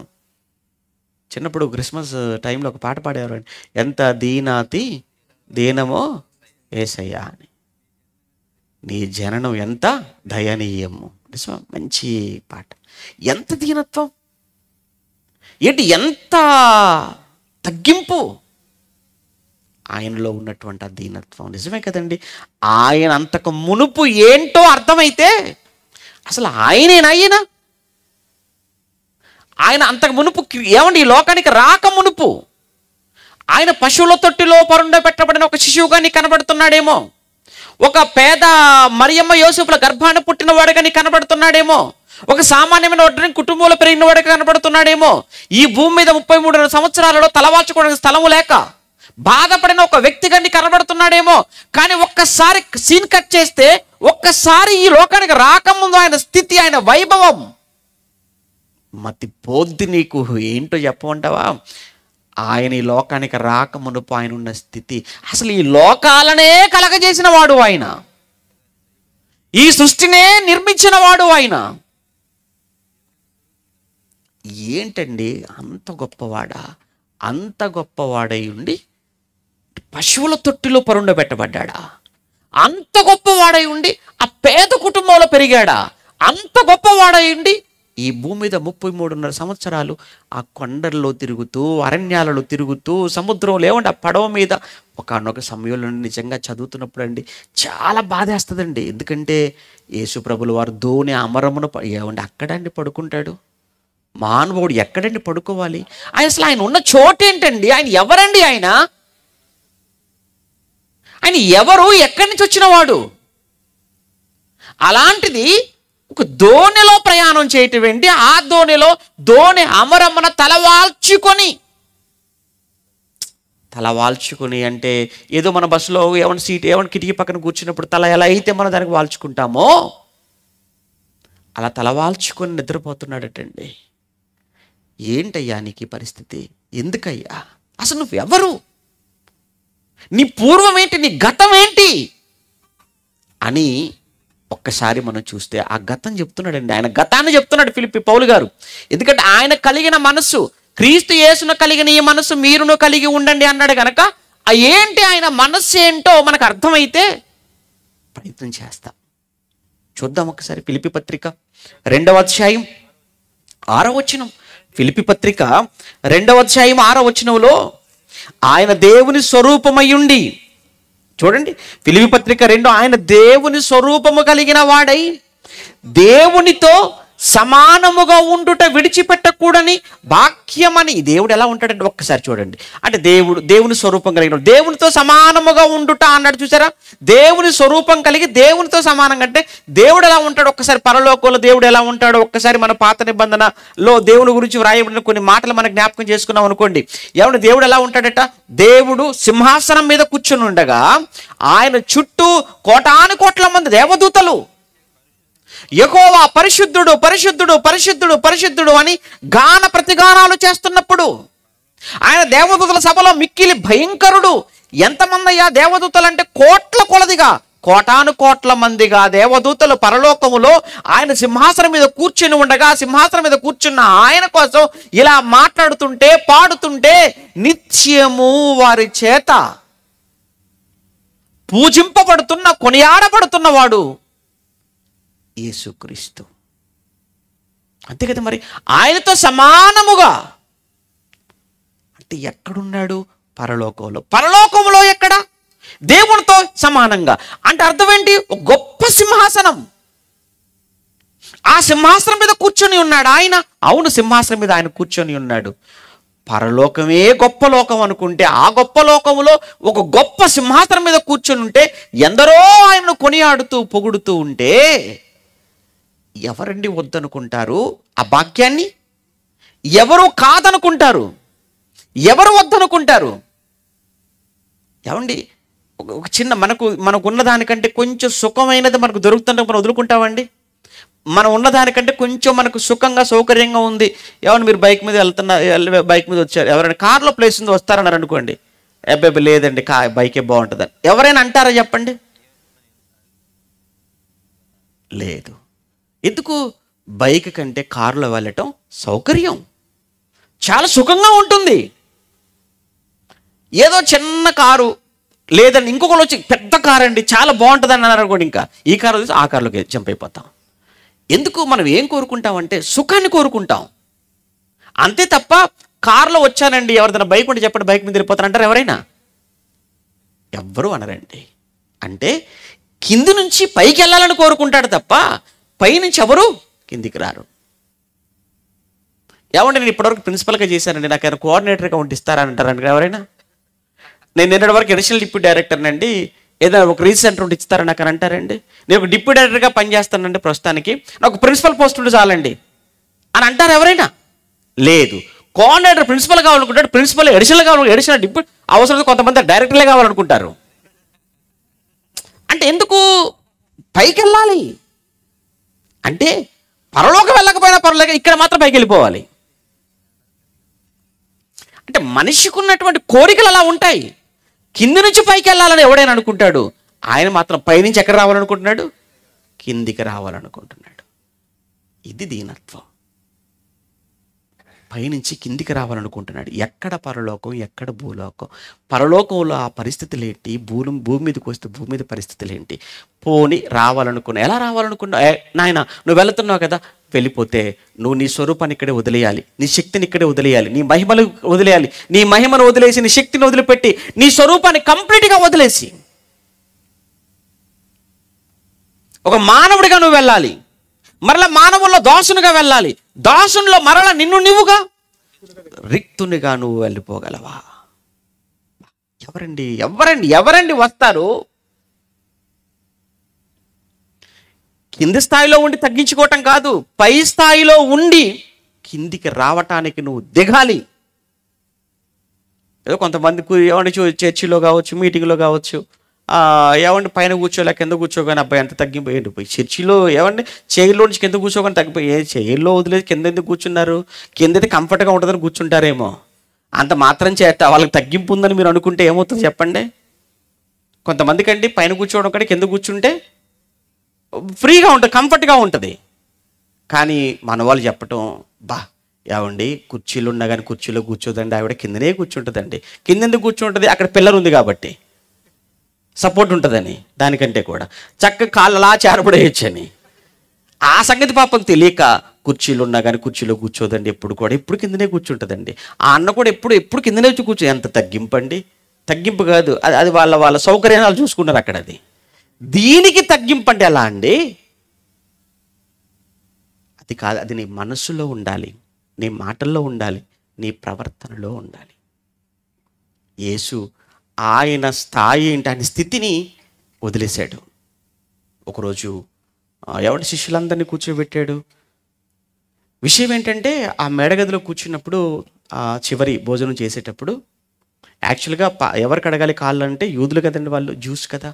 కాళ్ళు కడగడానికి ఎవరు ఉంటారంటే ఇంట్లో దాసులు ఉంటారు. ఇంట్లో దాసులు వాళ్ళు చేయవలసిన పనుల్లో ఒకటి ఏంటంటే, ఇంటికి వచ్చిన వారికి నీళ్ళు ఇచ్చేసి వాళ్ళ పాదాలు కడగాలి. ఎందుకంటే దాసులు అంటే కొనుక్కున్నారు, వాళ్ళను కొనుక్కున్నప్పుడు అన్ని పనులు చేయాలి. ఇప్పుడు ఎవరొచ్చి కడుగుతారా అని చూస్తున్నారు తప్ప మేము కడుగుతామని మాత్రం శిష్యులు ఎవరు మాట్లాడట్లేదు. అప్పుడు యేసు వాళ్ళకు చూపించాడు, నేర్పించాడు. ఒక మాదిరిగా నేనే ఉండాలి, కూర్చోండి అందరూ అని అందరిని కూర్చోబెట్టేశాడు. తువ్వాలు నడుము కట్టుకున్నాడు, గిన్నె తెమ్మన్నాడు, నీళ్ళు తెచ్చేయమన్నాడు. అందరి పాదాలు పట్టుకొని నీళ్ళు కడిగేశాడు, వాళ్ళ పాదాలు కడిగేశాడు నీళ్ళతో. ఎందుకు? అదేనండి దీనత్వం, తగ్గింపు. అసలు ఆయన ఎవరు? ఆయన ఏమండి అలానే భూమి మీద ఆయన స్థాయి ఎంత గొప్పవాడు కదండి. ఆయన మాటలు వినడానికి ఎంతమంది వస్తున్నారట? ఆయన మాటలు జనసమూహాలు గుంపులుగా వచ్చేవాళ్ళు ఆయన బోధ వినడానికి. ఆయన 12వ ఏట ఇంకొక నాకు బాగా నచ్చినటువంటి ఒక మంచి విషయం చెప్తారండి యేసు జీవితంలో. ముగించేస్తాలేండి, ఏం చేద్దాం. ఏమండి 12 సంవత్సరాల వయసు కదండి యేసు ప్రభుది. 12 సంవత్సరాల వయసులో ఎంత జ్ఞానం అండి ఆయనకు, చాలా జ్ఞానం. ఆ జ్ఞానానికి ఎవరండి ఆశ్చర్యపోయారు? ఎవరు? బోధకులు ఆశ్చర్యపోయారు, బోధకుల మధ్య. ఏమండి ఇక్కడ నాకు అర్థం కాని ఒక విషయం చెప్తాను, మీరు ఆలోచించండి. 12 సంవత్సరాల వయసులో బోధకుల మధ్య కూర్చున్న యేసుక్రీస్తు ప్రభుల వారు వారికి ఈయన ప్రత్యుత్తరం ఇవ్వటం, ఈయన వారిని తిరిగి ప్రశ్నలు అడగటం, ఇదంతా చూసిన వారు ఆయన ప్రజ్ఞకును ఆయన ప్రత్యుత్తరములకును విస్మయం ఉందిరి అని అక్కడ రాయబడుతుంది కదా. ఒకసారి యోసేపు గారి పరిస్థితి ఏంటి? ఎక్కడి నుంచి వచ్చిందంటారు? ఈయనకి యోసేపు గారి దగ్గర నుంచి ఏమైనా వచ్చిందా అని అంటే లేదండి, మనకు లేదు, ఎక్కడా లేదు. అలాని మరియమ్మ ఏమైనా జ్ఞానవంతురాలా, బాగా చదువుకున్న ఆవిడ, బాగా శాస్త్రాలు తెలిసిన ఆవిడ అంటే మనకు ఆధారం కూడా లేదండి.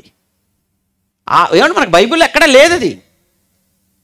కానీ ఒక్కటి ఆలోచించండి, 12 సంవత్సరాల వయసులోనే బోధకుల మధ్య కూర్చుండి ఆయన ప్రశ్నలకు ప్రత్యుత్తరములకు బోధకులు సైతం విస్మయానికి గురయ్యారు అని అంటే, బోధకులు సైతం విస్మయానికి గురి చేశాడు అని అంటే 12 ఏళ్లకు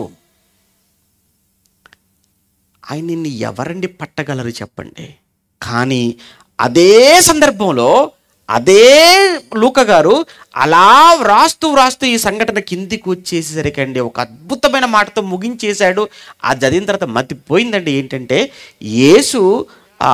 యేసు వారితో కూడా నజరేతునకు వచ్చి ఆ పదం చూడండి అక్కడ 2వ అధ్యాయం లూకాసు వార్త 51 యేసు వారితో కూడా నజరేతునకు వచ్చి వారికి లోబడి ఉండెను. ఎవరికి? మరియమ్మ యోసేపుకు, తల్లిదండ్రులకు. వాళ్ళకున్న జ్ఞానం ఏపాటిది? మరియమ్మ యోసేపులకున్న జ్ఞానం ఏపాటిదండి? యేసుప్రభు జ్ఞానం ముందు యేసుప్రభుల వారే మాట్లాడతాడు కదా, ఏంటమ్మా నేను నా తండ్రి పనుల మీద ఉండవలన సంగతి మీరు ఎరుగరా అన్నాడే యేసుప్రభు. నేను నా తండ్రి పనుల మీద ఉండాలన్న సంగతి మీరు ఎరుగరా అంటే మీరు మర్చిపోయారా, లేదా మీకు తెలియదా అని మాట్లాడిన వ్యక్తి, బోధకులను ఆశ్చర్యానికి గురి చేసిన వ్యక్తి 12 ఏళ్ల వయసులో. కానీ వారితో పాటు ఇంటికి వచ్చేట వారికి ఆయన లోబడి. ఎందుకు లోబడ్డాడు? సహజంగా మనం చూస్తే ఏం తెలుసు అంటే బైబిల్ ఏమీ తెలియదు, ఏవో 4 మాటలు నేర్చుకుంటారు, 4 పాఠాలు నేర్చుకుంటారు అంతేనండి. ఇంకా ఆ పాఠాలతో ఆ మాటలతోనండి ఎవరిని కేర్ చేసేది లేదు, ఎవరిని లెక్క చేసేది లేదు, ఎవరి మాట వినేది లేదు. ఇక నేర్చుకోవాలన్న మనసే ఉండదు ఎవరికి. 12 సంవత్సరాల వయసులోనే బోధకులు నోళ్ళు మూయించిన వాడు, బోధకులు విస్మయానికి గురి చేసిన వాడు ఇంటికి వచ్చేసిన తర్వాత తల్లి నీకేం తెలియదు అన్నాడా? యోసేపుతో నీకేం తెలియదు అన్నాడా? మన పిల్లలు చూడండి 10వ తరగతి పాస్ అయిపోతారో లేదో అని అంతేనండి. ఇక అమ్మ నాన్నతో అంటారు నీకేం తెలియదాగు అంటారు, వీడికి అన్నీ తెలిసినట్టు. నువ్వేం చదువుకున్నావు? నీకు నీ పేరే సరిగ్గా రాయటం రాదు, నీకు నీ సంతకం పెట్టడం రాదు నీకు. నువ్వు చదువుకుంది 2వ క్లాసు, నేను 10 పాస్ అయ్యాను, నేను ఇంటర్ చదివేశాను, నీ డిగ్రీ చదివేశాను, నీకేం తెలియదు ఆకు మమ్మీ, నోరు మూసుకో మమ్మీ. పిల్లలండి మరి యేసుప్రభు ఏమనాలి అంటే, ఆయన తల్లిదండ్రులకు చూపించిన విధేయత కాదా అది? అది వినయం కాదా? అది కదా ఆయనలో ఉన్న దీనత్వం. ఎక్కడ చూడండి ఎవండికి ఆయన చేసిన అద్భుతాల గురించి మనకు చెప్పాల్సిన పని లేదు. ఏంటండి ఆయన అద్భుతాలు, ఆయన జ్ఞానం ఏంటి, ఆయన అద్భుతాలు ఏంటి? ఎక్కడైనా అతిశయించటం, ఎక్కడైనా కానీ అహంకారాన్ని, గర్వాన్ని ఎక్కడైనా మీరు చూపించగలరా చెప్పండి యేసు జీవితంలో?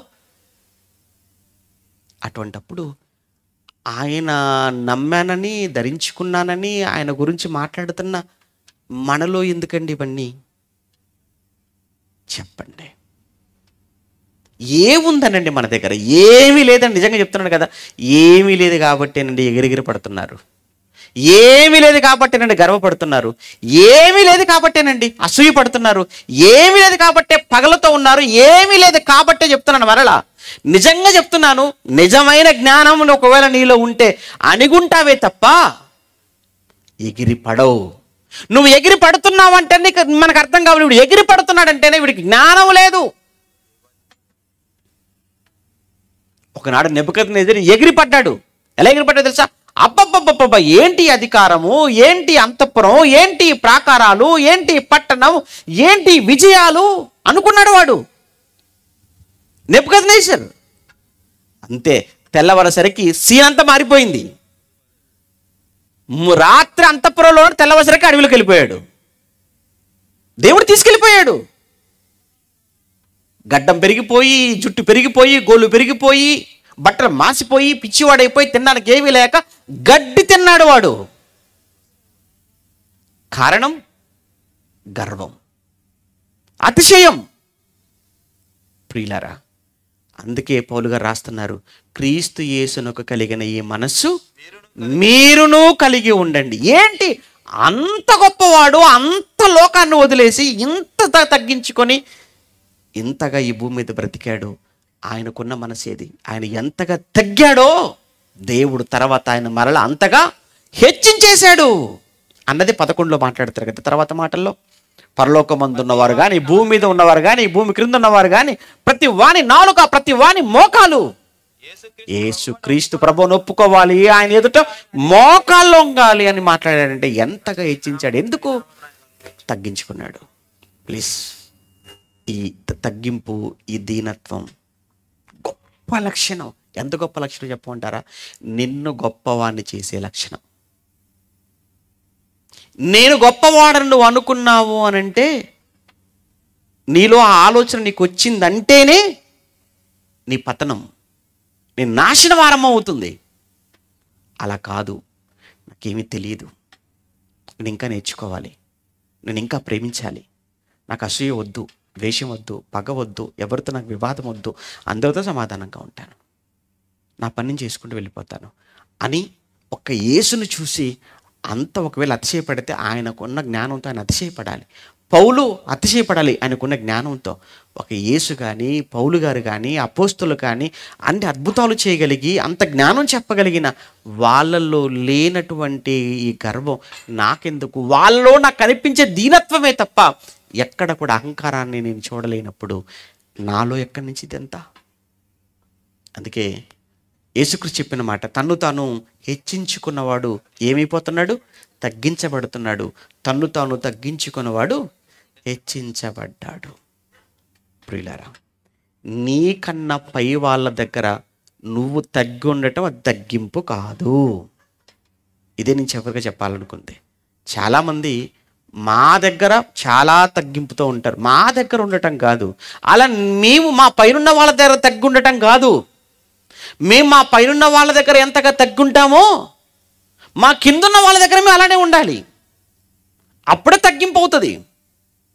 అలానే మా దగ్గర ఉండటం కాదు, మాకంటే కూడా తక్కువ, ఏమంటే జ్ఞానములు తక్కువ కావచ్చు, వయసులో చిన్నవారు కావచ్చు, ఏ విషయంలోనే, భక్తిలో కావచ్చు, భక్తిలో కూడా మీకంటే తక్కువ కావచ్చు, వారు బలహీనులుగా ఉండొచ్చు భక్తిలో కూడా. ఇంకా అయినా నువ్వు వారితో కూడా నువ్వు అలానే ఉండగలిగితే అది నీ ఒరిజినాలిటీ, అది దీనత్వం అవుతుంది. అలా కాకుండా వాళ్ళకి తగ్గట్టు వాళ్ళ దగ్గర, మాకు తగ్గట్టు మా దగ్గర, ఇంకో వాళ్ళకి తగ్గట్టు వాళ్ళ దగ్గర ఉంటున్నావంటే ఎన్ని వేషాలు వేస్తున్నావురా అంటారు, బాగా నటిస్తున్నావురా అంటారు, నీకు వచ్చేయాలరా అవార్డులు అంటారు, చివరికి నీకు వచ్చేది పాతాళమేరా అంటారు. అంతే, నటులంతా అక్కడే ఉంటారు, బాగా నటించేసేవాళ్ళు. తప్పండి. నిజంగా దీనత్వం అది గొప్ప లక్షణం. ఎంత గొప్ప లక్షణం అని చదువుకున్నాం కదా, ఆత్మ విషయమై దీనులైన వారు ధన్యులు, పరలోక రాజ్యము వారిది. పౌలు గారు రోమిలకు రాసిన పత్రికలో కావచ్చు, ఇక్కడ 2వ అధ్యాయంలో 5-4 వచనంలో కానీ, రోమపత్రికలో అంటాడు, ఒకరినొకడు యోగ్యుడిని ఎంచుకోండి అంటాడు. రోమపత్రిక 12:16లో ఒకరినొకడు యోగ్యుడిగా ఎంచుకోండి అంటాడు. అదే పౌలు గారు ఫిలిప్పీలకు రాసేటప్పటికి ఇంకో మాట ఏమంటాడంటే, ఒకరికంటే ఒకడు యోగ్యుడిని ఎంచుకోండి అనేసాడు. అక్కడనేమో ఒకరు యోగ్యులను ఎంచుకోండి అన్నాడు. ఈ ఫిలిప్పీ పత్రిక రాసేటప్పటికి ఏమంటున్నాడంటే, ఒకరికంటే ఒకడు యోగ్యుడు. ఎవరు పనికిరారు వారని మీరు ఎవరి గురించి మాట్లాడకండి, తెలివి తక్కువ అనకండి, జ్ఞానం లేనివాడు అనకండి, వాడు వేస్ట్ కాడండి, అస్సలు అనొద్దు. మనం ఎందులో గొప్ప, మనకున్నది ఏంటి అన్న ఆలోచనతో బతకండి. అలా ఉండటమే, తగ్గుండటమే దీనత్వం. హ్యూమిలిటీ అంటాడు ఇంకొక మాటలో. The meekness is not a weakness. ఏమంటే తగ్గింపు లేదా ఏమంటారు, దీనత్వం అనేది బలహీనత కాదు అంటున్నారా? వింటున్నారా? వదిలేయండి. వివాదాలకు వెళ్దామా, గొడవలకు వెళ్ళిపోదామా, కలహాలు పడదామా? ఎందుకు? వద్దు. నువ్వు తగ్గుంటున్నావు అనుకో, యేసు నిన్న అన్నారు, వదిలేశాడు. పౌలు గారిని అబ్బబ్బబ్బా వదిలేశాడు. పౌలు గారు ఎప్పుడైనా కోర్టుకి వెళ్ళాడా? పోలేదు కదా. యేసు ప్రభు ఏమైనా మాట్లాడా? ఒకటే అన్నాడు, తండ్రి వీరిని క్షమించు తండ్రి అనేసాడు. అంతే. అందుకే ఆయన గొప్పవాణ్ణి చేసింది. అందుకే ఆయన పరలోకానికి మొదటగా వెళ్ళాడు, మళ్ళా తిరిగి రాబోతున్నాడు మనందరిని తీసుకుని వెళ్ళిపోవడానికి. కారణం ఆయనలో ఉన్న దీనత్వం. ఆ దీనత్వమే మనం కలిగి ఉండాలని ఆయన కోరుకున్నాడు. ప్రార్థన చేసుకుందాం. ప్రేమగల తండ్రి, పరిశుద్ధుడా, దీనత్వం అనే ఈ గొప్పదైనటువంటి ఈ లక్షణం మేము కలిగి ఉండటానికి తండ్రి, మీ పిల్లలకు మీరు మాకిచ్చిన ఈ గ్రంథంలో నుంచి మీ పిల్లల ముందు పెట్టాను. కేవలం మాటలే కాదు, మా బ్రతుకులో మేము కలిగి ఉండాలి. మాటలు చెప్పటం కాదు, మా జీవితాలలో మేము చూపించాలి. అట్టి ధన్యత మీ పిల్లలుగా మాకు అనుగ్రహించండి. ఇంతటి చలిలో కూడా మీ పిల్లలు నాయన మీ మాటలు విన్నారు, కదలక వారి మనసులను తాకాలి, వారి ఆలోచనలు సరిచేయబడాలి, మీకోసం ఉన్నతంగా బ్రతకాలి, ఒకరికంటే ఒకరు యోగ్యులన్న భావనతో సంఘాలలో ఉండాలి. అహంకారం అన్నది, అతిశయం అన్నది వారి మనసుల్లోనికి రాకుండా, రానివ్వకుండా వారి ఆత్మీయ జీవితాన్ని తండ్రి చక్కపెట్టుకోవడానికి సహాయం చేయమని కోరుతూ క్రీస్తునామని ప్రార్థన అడుగుతున్నాము తండ్రి. ఆమెను. మన తండ్రి అయిన దేవుని ప్రేమ, కుమారుడైన యేసుక్రీస్తుల వారి కృప, పరిశుద్ధాత్మని యొక్క అన్యోన్య సహవాసం ఇప్పుడు ఎల్లప్పుడు సదాకాలం మనందరికి తోడై నడిపించునుగాక. ఆమేన్.